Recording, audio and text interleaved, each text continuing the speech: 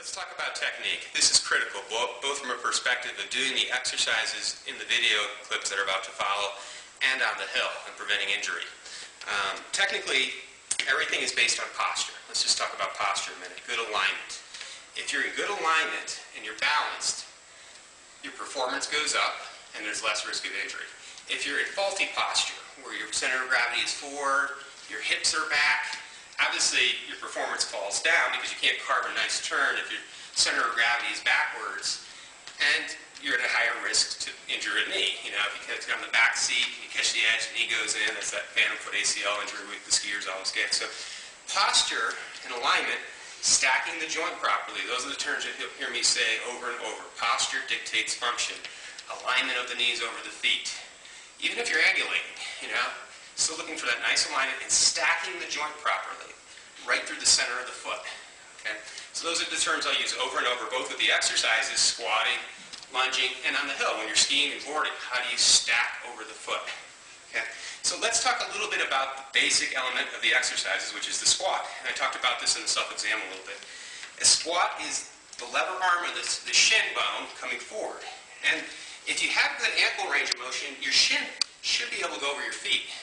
That's a common myth that you shouldn't ever break the plane of the toes. If you have the mobility in your ankle, you can see if you look from this side, my knees go way over my toes. It's just a matter if you have the ankle mobility. If you don't have that mobility, this is where you might break. And as you continue to squat, this is where you end up in the back seat. So ankle mobility is very important. So again, as we squat, shin goes forward, femur goes back, chest comes forward. And if you look at my upper body angle, it's lined up with the lower body angle, so they're parallel. Okay? What we see a lot of times in the squat is as we squat, the upper body goes way forward like this, which puts a lot of excessive load on the back, and the shin doesn't come forward. And vice versa, sometimes you see this, where you can't get forward at all, and you're in the back seat and you fall backwards. Center of gravity, posture, has to be directly over the feet. Here's a good squat. See, look at the shin angle, look at my upper extremity angle, parallel with the floor. And that's critical both for skiing, even though you might not hardly ever squat that low when you're skiing or boarding maybe more so, but the ability to get up and down and move your body weight up and down with your center of gravity directly over your feet keeps you in balance and alignment. Now, of course, skiing and boarding, you're never in one spot, you're moving.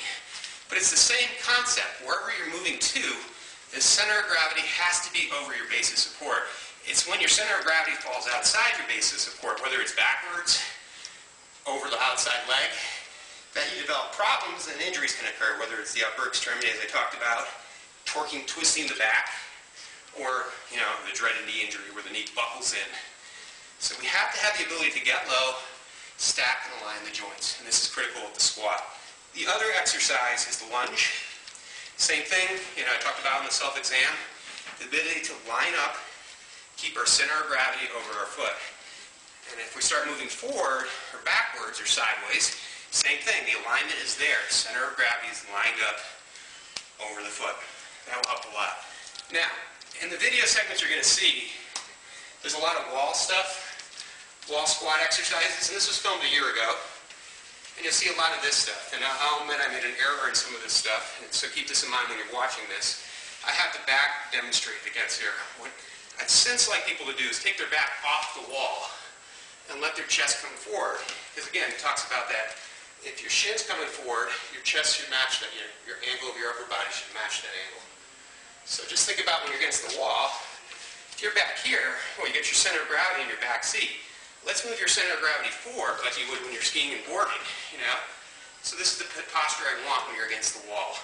And whether you're doing one leg, which is much more advanced, bring the chest forward, bring the feet underneath you a little bit more, and let's get your center of gravity moving forward directly so it's stacked directly over the feet. Okay, so that addresses a lot of the technical aspects in the video segments and how you're going to use it on the hill.